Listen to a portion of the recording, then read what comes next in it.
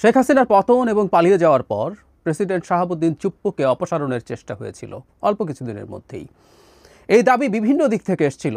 বিশেষ করে আমরা খেয়াল করেছি তখন এনসিপি হয়নি, বৈষম্য বিরোধী ছাত্র আন্দোলন এবং জাতীয় নাগরিক কমিটি ছিল, তাদের দিক থেকে দাবি তোলা হয়েছে, বেশ সময়সীমা বেঁধে দেওয়া হয়েছিল শহীদ মিনার থেকে, আমাদের সম্ভবত মনে থাকার কথা। এবং এই একই দাবি আরও আগে থেকে করেছেন এবং পরেও কন্টিনিউ করে গেছেন জনাব পিনাকি ভট্টাচার্য, অত্যন্ত ইনফ্লুয়েন্সিয়াল অ্যাক্টিভিস্ট, আমরা এভাবেই বলবো, সবচেয়ে ইনফ্লুয়েন্সিয়াল এভাবে বলাই যায়। তিনি এই দাবি ক্রমাগত করে গেছেন, কিন্তু শেষ পর্যন্ত ওটা আর কার্যকর হয়ে ওঠেনি। বিএনপি প্রায় প্রকাশ্যে অবস্থান নিয়েছিল চুপ্পুকে অপসারণের বিরুদ্ধে। সেই একই রকম দাবিতে আবার জনাব পিনাকি ভট্টাচার্য দাবি তুলেছেন। গতকাল তার একটা ভিডিও আমি দেখলাম যেখানে তিনি অভিনব একটা প্রস্তাব নিয়ে এসছেন, সেটা হচ্ছে চুপ্পুকে সরাতে হবে এবং চুপ্পুকে সরানোর জন্য বেশ কিছু কারণ তিনি সামনে এনেছেন। এই কারণগুলো যৌক্তিক কিনা, সঠিক কিনা, আমরা সেটা নিয়ে খানিকটা আলাপ করতে চাই। এবং অভিনব এই কারণে বলছি যে চুপ্পুকে যদি অপসারণ করা যায়, তার জায়গায় প্রেসিডেন্ট হিসেবে বেগম খালেদা জিয়াকে তিনি প্রপোজ করেছেন। ইন্টারেস্টিং। কেন এই ধরনের প্রস্তাব আমাদের সামনে আসছে সেটা নিয়ে আলাপ করার জন্য এই ভিডিও। জনাব পিনাকি তার ভিডিওতে অনেকগুলো কথা বলেছেন এবং জনাব চুপ্পুকে কেন অপসারণ করতে হবে, আমি নীতিগতভাবে এটা মানতে প্রস্তুত আছি। অত্যন্ত নিচু স্তরের একজন মানুষ তিনি তার ভিডিওতে দেখিয়েছেন যিনি শেখ হাসিনাকে কদমবুসি করেন, 3 মাস ধরে কদমবুসি আর নেন না, তার মানে পায়ের ধুলা নিতে পারছেন, পায়ের ধুলা শব্দটা বলছেন।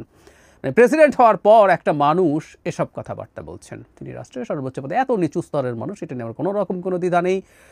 এস আলমের কর্মচারী ছিলেন, রাইট। এবং জনাব পিনাকি এখানে আরেকটা হাইপোথেসিস এনেছেন, সেটা হচ্ছে মুজিব বাহিনীতে ছিলেন। এগুলোরও এক ধরনের ছাত্রলীগ, মুজিব বাহিনী, এগুলোরও এক ধরনের হিস্ট্রি তিনি এনেছেন। আমি এগুলো সরিয়ে রাখছি, সব সরিয়েও বলছি কিছু হোক না হোক অত্যন্ত নিচু স্তরের একজন মানুষ, এটা নিয়ে আমার কোনো দ্বিধা নেই। এবং শেখ হাসিনার প্রেসিডেন্ট হতে হলে নিচু স্তরের মানুষই হতে হবে, এটা নিয়ে আমরা কেউ দ্বিমত করব না। এবং এটাও সত্য, শেখ হাসিনার নিযুক্ত এই মানুষটা দেশের সর্বোচ্চ পদে রয়ে গেছেন, এটাও শোভন না, সব কিছু আমরা একমত। কিন্তু তিনি বিপজ্জনক কিনা এই আলাপটা দীর্ঘদিন থেকে হয়েছে। মানে যখন তাকে অপসারণের কথা হচ্ছিল তখন নানান রকম কথাবার্তা, মানে একটা উদাহরণ দেই, জনাব ওয়াকারুজ্জামান সম্পর্কে বলা হতো তিনি ভারতের লোক। ইভেন জনাব পিনাকি ভট্টাচার্য অনেকবার এই আলাপ করেছেন, তিনি তার জায়গা থেকে সেটা তার মতো করে অ্যাস্টাবলিশ করার চেষ্টা করেছেন। এবং আমাদের দেশে অনেকে বলেছেন যিনি ভারতের লোক, শেখ হাসিনার লোক, একই সাথে প্রেসিডেন্ট ভারতের লোক, শেখ হাসিনার লোক, সুতরাং তারা দুজন মিলে জরুরি অবস্থা জারি করে দিয়ে নাকি কী করে ফেলবেন। আমি অনেককেই একই আলাপ করতে দেখেছি। পরে রীতিমতো আমি এটা একটা আলাদা ভিডিও করে দেখিয়েছি বাংলাদেশে জরুরি অবস্থা জারি প্রেসিডেন্ট করতে পারে না। মানে আমরা প্রেসিডেন্টের নামে অনেক কিছু দেখি, আসলে এগুলো প্রেসিডেন্ট করেন না, এই জিনিসটা আমরা ধরতে পারি না। এমনকি জরুরি অবস্থার জন্য প্রধানমন্ত্রীর কনস্টিটিউশনে আমাদের এখন প্রধান উপদেষ্টা, তার কাউন্টার সিগনেচার লাগবে, সুতরাং উনি না চাইলে কখনোই এটা হবে না। ধরুন যে কোনো দণ্ডপ্রাপ্ত আসামিকে ক্ষমা করে দিতে পারেন প্রেসিডেন্ট, রাষ্ট্রপতির ক্ষমা বলে আমরা একসময় ছোটোবেলায় রাষ্ট্রপতিকে গালিগালাজ করতাম যে রাষ্ট্রপতি এটা এই বিরাট খুনিকে ক্ষমা করে দিয়েছে। উত্তর হচ্ছে সব প্রধানমন্ত্রীর ক্ষমা। কনস্টিটিউশন আর্টিকেল 48(3 খুব ক্লিয়ারলি লেখা আছে, খুব বেসিক কনস্টিটিউশন আন্ডারস্ট্যান্ডিং আমাদের যারা আছে আমরা তারা জানি যে দুটো কাজ, একটা প্রধানমন্ত্রী নিয়োগ করা এবং আরেকটা হচ্ছে প্রধান বিচারপতি নিয়োগ করা। এই দুটো বিষয় ছাড়া তার আর কোনো রকম কোনো ব্যক্তিগতভাবে সিদ্ধান্ত নেওয়ার ক্ষমতা নাই, কোনোভাবেই নাই। মানে একটা বিল তার কাছে পাঠালে তিনি ওটা একবার বিবেচনার জন্য বলতে পারেন, আর তিনি যদি সেটা না পাঠান, নিজের কাছে রেখে বসেও থাকেন, এটা 15 ডেজ পরে সিগনেচার হয়ে গেছে বলে ধরে নেওয়া হবে। এই হচ্ছে প্রেসিডেন্টের ক্ষমতা। আর অর্থ বিল মানে যদি হয় সেটা তিনি ফেরতও পাঠাতে পারবেন না, একটু রিকনসিডার করো, সেই ক্ষমতাও তা নেই। মানে ফাতেহা পড়া কবরে গিয়ে শাহাবুদ্দিন আহমদ বলেছিলেন এছাড়া আর কোনো কাজ নেই, ট্রুলি কোনো কাজ নেই। এই রাষ্ট্রপতি চুপ্পু থাকাটা অসুন্দর, কিন্তু চুপ্পু থেকে কোনো ক্ষতি করতে পারবে এই আর্গুমেন্ট একেবারেই ভুল, একেবারেই ভুল। জনাব পিনাকি চুপ্পুকে না সরানোর কারণে কি ক্ষতি হচ্ছে বলে বলছেন যে কিছুই করা যাচ্ছে না, না জুডিশিয়ারিতে, না পুলিশে, না প্রশাসনে, না সেনাবাহিনীতে, মানে কিছুই নাকি করা যাচ্ছে না। এবং তার ভাষ্য মতে জুলাই সনদ করা যাচ্ছে না, সংস্কার করা যাচ্ছে না, এই সব কিছুর পেছনে নাকি চুপ্পু। ইয়াস, উনি এগুলো বলেছেন। একটা কথা খুব স্পষ্টভাবে আমরা বলতে চাই, এই যা করা যাচ্ছে না, যা করা হচ্ছে না, এগুলোর প্রত্যেকটার দায় ডক্টর ইউনূস সরকারের এবং ডক্টর ইউনূসের। সোজা সাপটা কথা। কোনো কিছু করার ক্ষেত্রে কোনো ব্যারিয়ার তৈরির ন্যূনতম ক্ষমতা চুপ্পুর নেই। আই রিপিট, এইসব কোনো ক্ষেত্রে কোনো রকম ব্যারিয়ার তৈরি করার ন্যূনতম ক্ষমতা চুপ্পুর নেই। এবং এই চুপ্পুর আগেও ওর মেরুদণ্ড আগেই ছিল না, কিন্তু শেখ হাসিনার পালিয়ে যাওয়ার পর উনি এখন যে জায়গায় আছেন ওটা কিছু নাই, ওটার অবস্থা আরও খারাপ। উনি সরকারের কাজে বাধা দেবেন, এই গাটস হবে আমাদের কমন সেন্স কি বলে? No way, no way. সুতরাং যাবতীয় ব্যর্থতার দায় যদি হয় সেটা ডক্টর ইউনূসের। বাই এনি চান্স চুপ্পুকে ভিলেইন বানানোর মাধ্যমে, বলির পাঠা বানানোর মাধ্যমে ডক্টর ইউনূসের দায় মুক্তির চেষ্টা হচ্ছে কিনা সেটা দেখতে হবে। সংসদে ভাষণ দেবেন তিনি, তার ভাষণের উপর ধন্যবাদ প্রস্তাব হবে। হ্যাঁ, উনি সংসদে ভাষণ দেবেন প্রথমবার, এটা ঠিক আছে, কিন্তু ধন্যবাদ প্রস্তাব হবে। সংসদে ভাষণটা আসলে কে দেয়, কে লিখে দেয়? মানে খুব হাসির ব্যাপার, মানে প্রেসিডেন্টের এই ক্ষমতাও নাই যে তিনি একটা ভাষণ লিখে সেটা পার্লামেন্টে পড়ে আসবেন। ইয়াস, এটা মন্ত্রী পরিষদের লিখিত একটা ভাষণ, মন্ত্রী পরিষদে পাশ হয়, উনি গিয়ে এটা পড়ে আসেন। সো এই ভাষণটাও আসলে যদি পরবর্তী নির্বাচনে বিএনপি যেতে বা যেই জিতুক, তার লেখা ভাষণ তিনি গিয়ে পড়বেন। সুতরাং ধন্যবাদ প্রস্তাবের আলোচনা হবে ওই কন্টেন্টের ওপরে, এখানে চুপ্পুর কোনো কন্টেন্ট নেই। তার কাছে সংসদ সদস্যরা শপথ নেবেন, এটা কে তিনি জনাব পিনাকি ভট্টাচার্য ভালোভাবে দেখেন না। আমরা একটু জেনে রাখবো, পার্লামেন্টের সদস্যদের শপথ আসলে মানে আমাদের আইন অনুযায়ী স্পিকার সেটা পড়ান। এখন টেকনিক্যালি শিরিন শারমিন চৌধুরী আমাদের স্পিকার কিনা এই আলাপটা সাংবিধানিকভাবে আছে, পরবর্তী সংসদে পরবর্তী স্পিকার হওয়া পর্যন্ত কিন্তু তার দায়িত্ব থেকে যায়। হ্যাঁ, এটা সত্য, রাষ্ট্রপতি ক্যাবিনেটকে শপথ পড়াবেন। আমাদের সামনের মন্ত্রিসভা যেটা হবে তাকে তিনি ক্যাবিনেট সেটা শপথ পড়াবেন। এবং আবারও আমি একমত, সেটা সুন্দর না, চুপ্পু যত কাজই করবে এটা সুন্দর না, কিন্তু চুপ্পু ক্ষতিকর দেশকে ধ্বংস করে ফেলছে, এই আর্গুমেন্টটা আটারলি রং। আমরা দেখলাম তো এই 10 মাস চলে গেল, 11 মাস চলে গেল, চুপ্পু আর জনাব ওয়াকার মিলে দেশকে কোথায় কী ঝামেলা করেছেন, জরুরি অবস্থা জারি করা থেকে শুরু করে ইত্যাদি ইত্যাদি, নাথিং হ্যাপেন্ড। এখন বেগম খালেদা জিয়াকে রাষ্ট্রপতি করার প্রস্তাব তিনি আনছেন।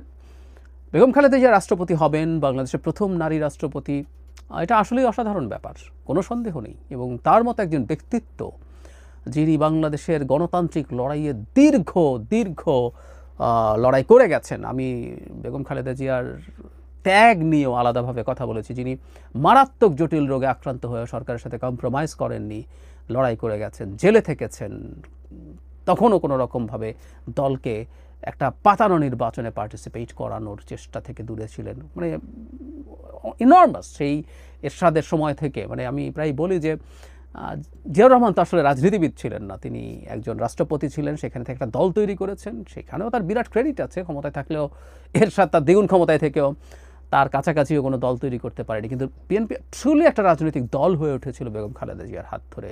একজন সাধারণ গৃহিণী থেকে তিনি এই অসাধারণ অর্জন করেছেন, প্রাইম মিনিস্টার ছিলেন 3 বার, এবং অসাধারণ হবে তিনি যদি প্রেসিডেন্ট হন। কিন্তু আমাদের প্রশ্ন হচ্ছে, তাকে কেন এই সরকারের চুপ্পুকে সরিয়ে প্রেসিডেন্ট হতে হবে?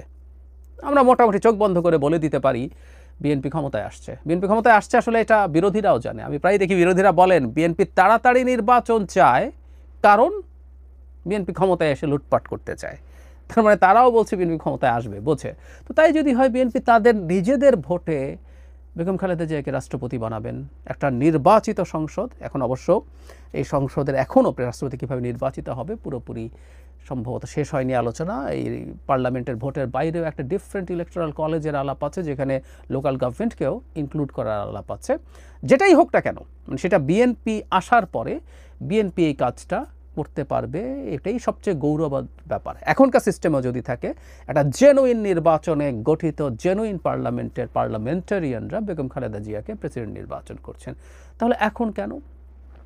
জনাব পিনাকি যেটা বলার চেষ্টা করছেন যে এখানে প্রধান উপদেষ্টা থাকলেন আর উপরে বেগম খালেদা জিয়া যদি থাকেন তাহলে সব কিছু খুব নিরাপদ থাকবে, নির্বাচনটার ব্যাপারে আর কোনো কনফিউশন থাকবে না। আবারও একই কথা, বেগম খালেদা জিয়া যদি রাষ্ট্রপতি থাকেন এবং সরকার যদি নির্বাচনকে ম্যানিপুলেট করতে চায়, আমি সরকার বলছি কিন্তু নির্বাচন কমিশন বলছি না, নির্বাচন কমিশন নির্বাচন করে এই আলাপগুলো করি না আমি, এগুলো শেখ হাসিনা করতেন। টেকনিক্যালি কথাগুলো ঠিক আছে, কিন্তু এগুলো আসলে বাংলাদেশের বাস্তবতা না। এই কারণে আমরা তত্ত্বাবধায়ক সরকার নিয়ে ভীষণ শোরগোল করেছি। 11 সালে যখন করেছে পঞ্চদশ সংশোধনী থেকে শেখ হাসিনা যে মানে শয়তানি করতে যাচ্ছে, সেই শয়তানি আমরা ধরতে পেরে তখন থেকে শোরগোল করি। সো তখন যদি ডক্টর ইউনূস সরকার বা তার সরকারের একাংশ নির্বাচনকে ম্যানিপুলেট করতে চায়, বেগম খালেদা জিয়ার ঠেকাতে পারার কোনো কারণ নেই, কোনো কারণ নেই। রাষ্ট্রপতির ওই ক্ষমতাই নেই। সুতরাং এগুলো প্রত্যেকটাই আসলে কোনোভাবে যৌক্তিক না তাকে এখন করানোর জন্য। বরং এখন রাষ্ট্রপতি যদি তাকে করাতেও হয়, এটাও একটা স্পেশাল র্যাটিফিকেশন পরে লাগবে। আইনগতভাবে এটা অসাংবিধানিক এবং বেআইনি হবে। কারণ একজন রাষ্ট্রপতি যদি চলে যান, নতুন রাষ্ট্রপতি নির্বাচন করে সংসদ, এখন সংসদ নেই। সো বেগম খালেদা জিয়াকে রাষ্ট্রপতি হিসাবে যে নিযুক্ত করা যাবে না তা না। তখন আবার আমাদের তো অনেক কিছুর ক্ষেত্রেই সাংবিধানিক রীতি আমরা ভেঙেছি, সংবিধানকে লঙ্ঘন করেছি। যেমন আমি প্রায় বলি 3 মাসের মধ্যে নির্বাচন হওয়ার কথা ছিল, সেটা তো হয় নাই। সো এটা র্যাটিফাই করতে হবে, এরকম আরও বেশ কিছু জিনিস করতে হবে। তখন বেগম খালেদা জিয়া যে রাষ্ট্রপতি হলেন সেটাকেও র্যাটিফাই করতে হবে। দরকারটা কি এটার? কোনো দরকার নেই। বরং বেগম খালেদা জিয়া তার সাংসদদের ভোটে প্রধানমন্ত্রী নির্বাচিত হবেন, এটা বেস্ট অপশন। কেন জনাব পিনাকি ভট্টাচার্য এভাবে এটাকে প্রপোজ করছেন? আমি ধারণা করি চুপ্পুকে সরানোর জন্য আবার একটা চেষ্টা, এবং এই চেষ্টাটাকে খানিকটা লেজিটিমেসি দেওয়ার জন্য দুটো কাজ তিনি করেছেন। একটা হচ্ছে অনেক ক্ষতিকর চুপ্পু, সেটা বোঝানোর চেষ্টা, যেটা একেবারেই ভুল তথ্য।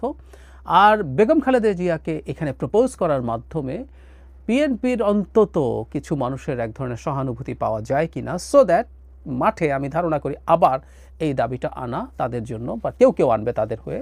তার সাথে অনেকেরই যোগাযোগ আছে। আর বলেছি উনি একজন গুরুত্বপূর্ণ, অতি প্রভাবশালী ইনফ্লুয়েন্সার, অ্যাক্টিভিস্ট, তার প্রচুর ভক্ত আছেন, সমর্থক আছেন, তারা নামবেন। সাথে যদি বিএনপিও যুক্ত হয় সেটা হতে পারে। আর আরেকটা কারণ, এটা হওয়ার সম্ভাবনা আছে, আমরা সাম্প্রতিক সময়ে জনাব পিনাকি ভট্টাচার্যকে খুবই বিএনপির বিপরীতে অবস্থান নিতে দেখেছি নির্বাচনের প্রশ্নে। এটাও খুবই ইন্টারেস্টিং। তিনি নির্বাচনটাকে কম সময়ের মধ্যে চাওয়াটাকে এমনভাবে ন্যারেট করেছেন যে এটা ভারতীয় এজেন্ডা, এবং যারা এটা চাইবেন তারা ভারতের দালাল। ইনফ্যাক্ট আমি নিজেও নির্বাচন আর্লি চেয়ে ঠিক একই রকমভাবে ট্যাগড হয়েছি। তার অনেক ফলোয়ার্স, অনেক ভক্ত, তারা এটাকে খুবই ভালোভাবে নিয়ে যেখানে প্রয়োজন সেখানে ঠিক একইভাবে বলে গেছেন। আমরা তারপরে এটা ব্যক্তিগতভাবে আমার কাছে খুব ভালো লাগে যে তিনি অন্তত এখন এই যে নির্বাচন ফেব্রুয়ারিতে হওয়ার সম্ভাবনা আছে, তিনি একটা ভিডিওতে ফেব্রুয়ারিতে নির্বাচন হলে ভালো হবে বলছেন, যেটা আদতে তার আগের যে অবস্থান, এটাও খুবই দ্রুত নির্বাচন। তিনি তো চেয়েছিলেন যে 5 বছর সরকার থাকবে, সেটারও একটা ফর্মুলা তিনি দিয়েছিলেন, তাতে ভারতের আধিপত্যবাদ বা সব কিছুকে মোটামুটি সামলে পরবর্তী সরকার আসতে পারবে। কিন্তু তার জায়গায়ও এখন তিনি ফেব্রুয়ারিতে নির্বাচন অ্যাগ্রি করছেন, এবং সেটা এক অর্থে মানে বিএনপি যা চাইছে, ইভেন শুধু বিএনপি না, মানে এই নির্বাচনটা সেনাপ্রধান চেয়েছেন, তিনিও, এবং যারা চেয়েছে প্রত্যেকে তো আসলে দালাল হয়ে গিয়েছিল ভারতের। কিন্তু তিনি এখন এই ব্যাপারে অ্যাগ্রি করছেন আমরা ধারণা করি, এবং এই নির্বাচনটা ফেব্রুয়ারির দিকে তার সমর্থন আছে। তার যে অবস্থানগত পরিবর্তন, সেটার কারণেই তিনি হয়তো বিএনপির যে সাপোর্টার্স আছে তাদের প্রতি তিনি একসময় খুবই হার্শ ছিলেন, দলের প্রতি খুবই হার্শ ছিলেন, আর এখন সেটার খানিকটা কম্পেনসেশন হয়তো এর মাধ্যমে করার চেষ্টা করছেন। আমি জানি না, কিন্তু আমি জাস্ট আমার একটা বাইরে থেকে একজন অবজারভার হিসাবে আমার